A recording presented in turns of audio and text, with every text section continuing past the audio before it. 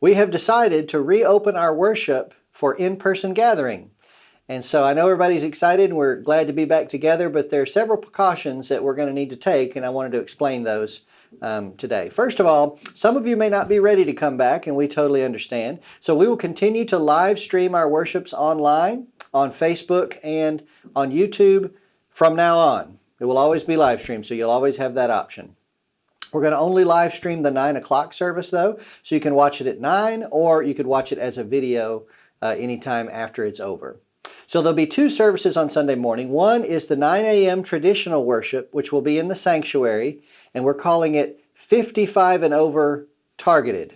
So it's not restricted, but we do want to make it especially available for those of our members who are over the age of 55 and their families. The idea being that younger people probably have to see more people throughout the week, are exposed more, and so if we can target that first service for some of our older members, we think that would be a good idea.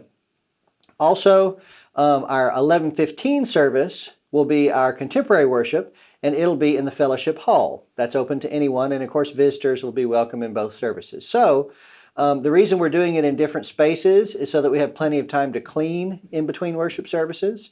So 9 a.m. in the sanctuary traditional, 11:15 in the fellowship hall contemporary. Childcare will be available for both services in the nursery, just as it always is. There are several precautionary measures that we're taking, and I wanted to go through those a little bit. First, if you're feeling ill, please stay home. Whether you think you have COVID-19 or something else, it's always just a good idea to stay home if you're feeling sick.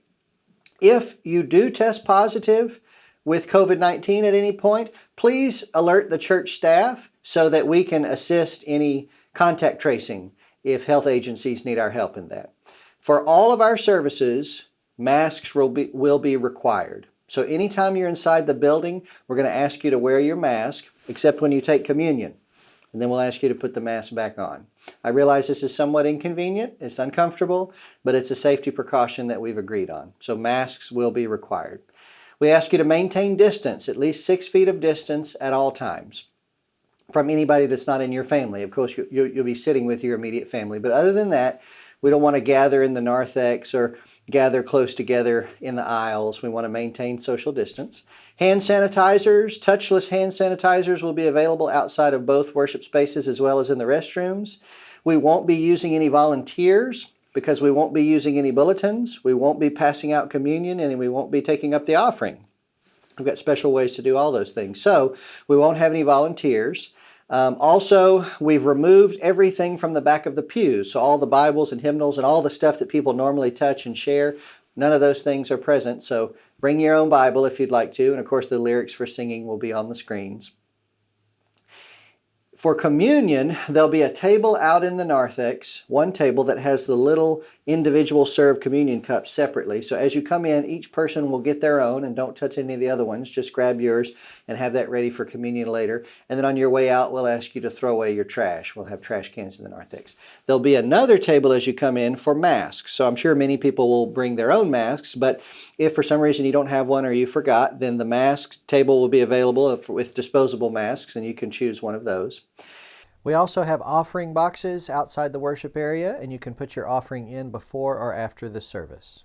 We've separated the seating in both areas. So in the sanctuary, it's every other pew has been roped off, and so you'll see where you can't sit. Please don't move any of those strings. This is to allow us to maintain social distancing. In the fellowship hall, we have groups of chairs, either in 2 or 3 little groups of chairs. Please don't move the chairs. Just sit in the chairs where they are. When you're seated in your section, try to sit in the center of it so that there's plenty of room between you and whoever's in the next section. Of course, you can sit with your family, and we encourage you to do that, but try to stay in the center of your section.